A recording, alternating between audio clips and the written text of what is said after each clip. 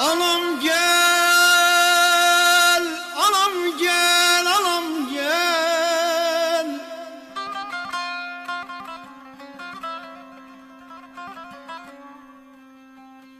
Anam gel, anam gel, anam gel, gel.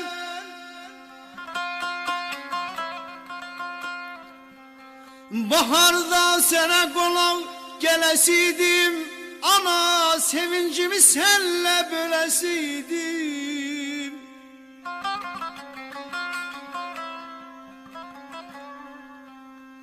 Ancak boşa çıktı arzu ümidim, ana artık geçti bağışla beni, ana artık geçti bağışla beni.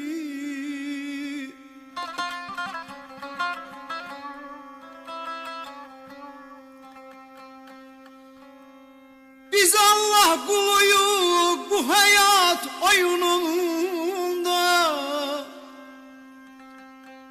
Biz Allah kuluyuk bu hayat oyununda.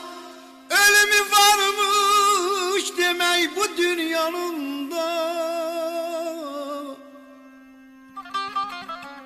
Son nefeste olabilmedim yanında.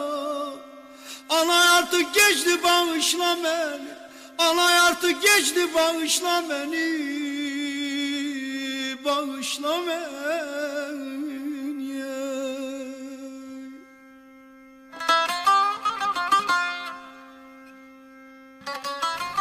Allah Teala'nın arzum budur ki toy kısmet olsun cavanlarımıza. Allah Teala özü dünyamızı ele düzeltsin burada olsun ki rehm eylesin.